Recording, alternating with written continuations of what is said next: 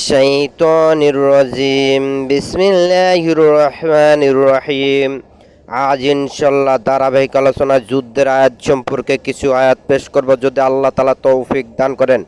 যুদ্ধ করা যে কত গুরুত্বপূর্ণ, যুদ্ধ করা যে কত জরুরি, যুদ্ধ করা যে কত দামি, যুদ্ধ করতে যে কত প্রয়োজন, তা আপনাকে ভাষায় বোঝাতে পারবো না। আল্লাহ তাআলার কোরআন থেকে কয়েকটি আয়াত আমি পেশ করছি ইনশাল্লাহ। সূরা বাকারা আয়াত নাম্বার 154। আর যারা আল্লাহর পথে নিহত হয় তোমরা তাদের মৃত্যু বলো না, বরং তারা জীবিত, কিন্তু তোমরা তা উপলব্ধি করতে পারো না। আয়াত নাম্বার 190। তোমাদের বিরুদ্ধে যারা যুদ্ধ করে তাদের বিরুদ্ধে তোমরাও যুদ্ধ করো, সীমা লঙ্ঘন করো না, নিশ্চয় আল্লাহ সীমা লঙ্ঘনকারীকে পছন্দ করে না। এই আয়াত দ্বারা আল্লাহ তাআলা আমাদেরকে বুঝালেন আমাদের এখন ঘরে বসে থাকার সময় নাই। জালিমরা আমাদেরকে হত্যা করতেছে, আমরাও জালিমদেরকে হত্যা করবে, এটাই আল্লাহ তাআলার বিধানে বলে। আয়াত নাম্বার 191। যেখানে পাও তাদের হত্যা করো, তোমরা তাদেরকে ওই স্থান হতে বের করে দাও যে স্থান হতে তোমাদেরকে তারা বের করে দিয়েছে। ফিতনা হত্যার চেয়েও মারাত্মক। মসজিদ হারামের নিকটবর্তী ততক্ষণ পর্যন্ত যুদ্ধ করো না যেই পর্যন্ত না তারা তোমাদের সাথে যুদ্ধ করে। তারা হত্যা করলে তোমরাও করো, এটাই কাফেরদের প্রতিফল। আয়াত দ্বারা আল্লাহ আমাদেরকে স্পষ্ট বুঝালেন বর্তমানে জালিমরা, কাফিররা, ইয়াহুদিরা, মুশরিকরা, জালিম সন্ত্রাসী ইসরায়েলরা যেভাবে আমাদের হত্যা করতেছে, তাদেরকে হত্যা করা সবচাইতে দামি ফরজ, সবচাইতে দামি ইবাদত। আর তাদেরকে ওই স্থান থেকে বের করে দেওয়া সবচাইতে বড় নেকির কাজ, সবচাইতে দামি ফরজ, সবচাইতে বড় ইবাদত। যেখানে তারা ফিলিস্তিনিদেরকে বের করে দিয়েছেন, তাদেরকে হত্যা করা সবচাইতে দামি কাজ, সবচাইতে বড় ইবাদত, সবচাইতে বড় ফরজ। তারা আমাদেরকে হত্যা করতেছে এই কারণে। আয়াত নাম্বার 193। কাফেরদের বিরুদ্ধে যুদ্ধ করো যেই পর্যন্ত না ফিতনা দূরীভূত হয় এবং আল্লাহর দ্বীন প্রতিষ্ঠিত হয়। যদি তারা বিরত হয় তবে আল্লাহ জালিম ছাড়া সকলের কাহর প্রতি শত্রুতা নেই।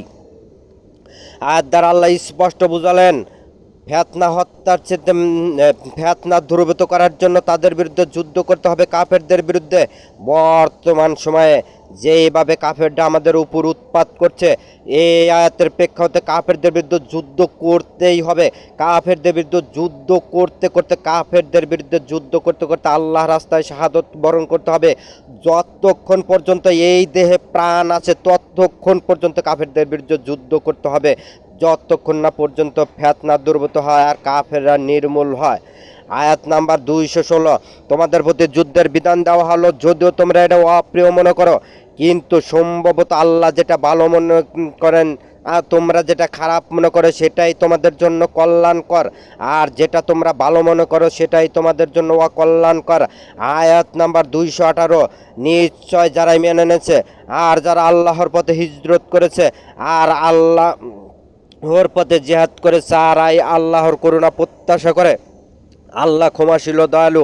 আয়াত দ্বারা আল্লাহ স্পষ্ট বুঝালেন তারাই সফল কাম, তারা করুণা প্রত্যাশা আশাবাদী।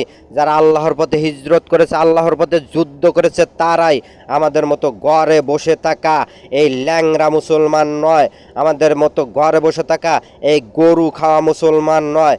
আমরা যে হক কথা বলতেই পারি না, যুদ্ধের আয়াত তো বলবো দূরের কথা। আয়াত নাম্বার 244।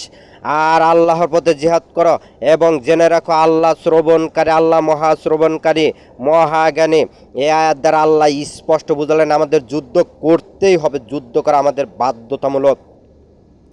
আয়াত নাম্বার 245। এমন কে আছে যে আল্লাহ তাআলাকে উত্তম ঋণ প্রদান করবে, অতঃপর আল্লাহ তাআলা তা বহুগুণে বৃদ্ধি করে দেবেন। আল্লাহ সংকুচিত করে দেন, তিনি সম্প্রসারিত করে দেন, তার কাছে প্রত্যাবর্ত স্থল। আল্লাহ তাআলা আগের আয়াতে যুদ্ধ করতে বললেন, যুদ্ধ করতে যে প্রচুর পরিমাণ খরচ হবে, এই জন্য আল্লাহ পরের আয়াতে উত্তম ঋণ চাইলেন যে কেউ আল্লাহ রাস্তায় যে এই অস্ত্রপাতি এই যে খরচ করবে, এগুলার বিনিময়ে আল্লাহ উত্তম প্রতিদান দিবেন। আল্লাহ তাআলা আমাদেরকে বোঝার তৌফিক দান করেন।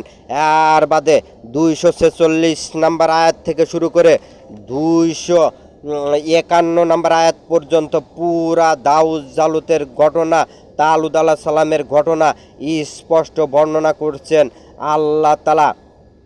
এখানে সূরা বাকারার 50 নম্বর আয়াত পেশ করছি। আর তারা জালুত তার সেনাবাহিনীর সম্মুখীন হয়ে বলল, হে আমাদের প্রতিপালক, আমাদের ধৈর্য শক্তি দান, আমাদেরকে যুদ্ধক্ষেত্রে অটল রাখুন, আমাদের পাকে দৃঢ় রাখুন এবং কাফেরদের বিরুদ্ধে আমাদের সাহায্য করুন। আয়াত নাম্বার 251। অতঃপর তারা আল্লাহ তাদের দোয়া কবুল করলেন। অতঃপর আল্লাহর হুকুমে তারা তাদেরকে পরাজিত করলো। অর্থাৎ আয়াতটি সুন্দরভাবে আবার পেশ করছি। আয়াত নাম্বার 251। অতঃপর তারা আল্লাহর হুকুমে তাদেরকে পরাজিত করলো, অর্থাৎ তালুদ আলাহ সালামের বাহিনী পরাজিত করলো।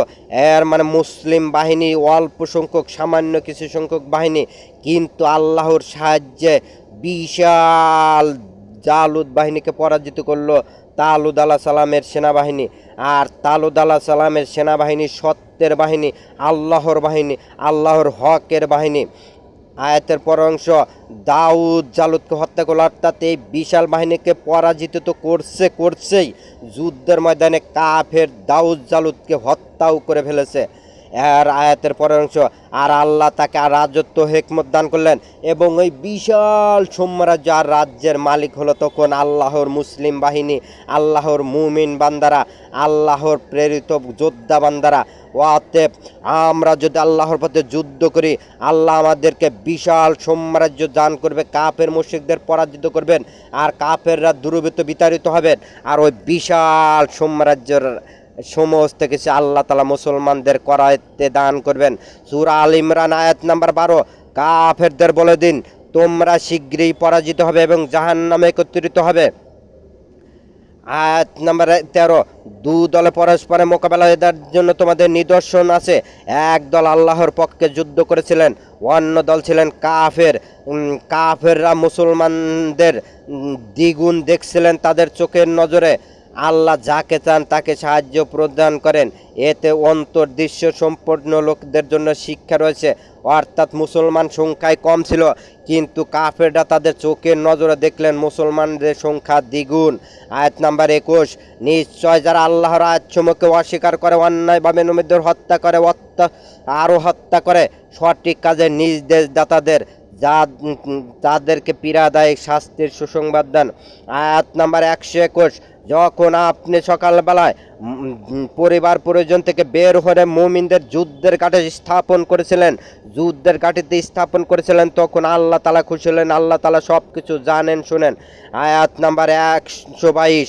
যখন দুদলের সাহস হারাবের উপক্রম ছিল, অথচ আল্লাহ উভয়কে সাহায্যকারী, আল্লাহর উপর ভরসা করাই উচিত মুমিনদের। আয়াত নাম্বার 123। হীন বল থাকায় আল্লাহ তোমাদের বদরে সাহায্য করেছেন, আল্লাহকে ভয় করে যেন কৃতজ্ঞ হতে পারো। আয়াত নাম্বার 124। যখন বলেছিলেন এটি কি যথেষ্ট নয়, তোমাদের রবের প্রেরিত 3000 ফেরেশতা দ্বারা তোমাদেরকে সাহায্য করা হবে। আয়াত নাম্বার 125। নিশ্চয় আর কাফেররা যদি বাড়াবাড়ি করে, উৎপাত করে, তবে আল্লাহ তাআলা তোমাদের 5000 ফেরেশতা দ্বারা সাহায্য করবেন। এ সুসংবাদ মনে প্রশান্তির জন্যই আল্লাহ এটা করেছেন, আর সাহায্য তো কেবল একমাত্র আল্লাহ তাআলার পক্ষ থেকেই হয়। আয়াত নাম্বার 26 পেশ করলাম। এই জায়গায় আল্লাহ তাআলা সুসংবাদের কথা বললেন মুমিনদের। আয়াত নাম্বার 127। এটা কাফিরদের একদলকে নিচ্ছিন্ন করার জন্য, তাদের লাঞ্ছিত করার জন্য এবং কাফিরদের নিরাশ করার জন্য। আমরা বর্তমানে স্বচক্ষে দেখতেছি একমাত্র ইরানি জাতি সমস্ত বিশ্বের জালিম নিকৃষ্ট কাফের সন্ত্রাসীদের বিরুদ্ধে একাই যুদ্ধ করতেছে এবং তাদেরকে হিমশিম খাওয়াচ্ছে, তাদেরকে লাঞ্ছিত আর অপদস্থ করছে। এটা আল্লাহর সাহায্য, এটা আল্লাহর শক্তি। আমাদের উচিত ইরানিদের পাশে থাকা, আমাদের উচিত তাদেরকে সাহায্য করা, কাফের মুশরিকদের বিতাড়িত করার জন্য কাফেরদের বিরুদ্ধে যুদ্ধে লিপ্ত হওয়া। আয়াত নাম্বার 139। আর তোমরা শক্তিহারা দুঃখিত হয় না, তোমরাই বিজয় হবে যদি তোমরা মুমিন হও। আয়াতটা আবার পেশ করছি। আর তোমরা শক্তিহারা দুঃখিত হয় না, তোমরাই বিজয় হবে যদি তোমরা মুমিন হও। আল্লাহ তাআলা স্পষ্ট কথাগুলো বললেন। আল্লাহ তাআলা আমাদের বোঝার তৌফিক দান করুন। আমাদের যত বড় ইবাদত আছে সমস্ত ইবাদতের মধ্যে সর্বশ্রেষ্ঠ আর সবচেয়ে দামি আর সবচেয়ে গুরুত্বপূর্ণ সবচেয়ে মর্যাদাবান ইবাদত হলো আল্লাহর পথে জিহাদ করা, কাফের মুশরিকদের মোকাবেলা করা, আল্লাহর দ্বীন প্রতিষ্ঠার সবচাইতে শক্তিশালী একমাত্র মাধ্যম। আর এটা হলো জান্নাত পাওয়ার সবচাইতে নিকটতম মাধ্যম, আল্লাহর পথে জিহাদ করা। আল্লাহ তাআলা আমাদের বোঝার তৌফিক দান করুন। আর আমাদের ওয়াজ নসিহত বয়ানে আল্লাহর কোরআনের এই যুদ্ধের আয়াতগুলা বেশি বেশি প্রচার করার তৌফিক দান করুন, কারণ একমাত্র সবচাইতে দামি আর সবচাইতে গুরুত্বপূর্ণ সবচাইতে শক্তিশালী মাধ্যম আল্লাহর পথে জিহাদ করা।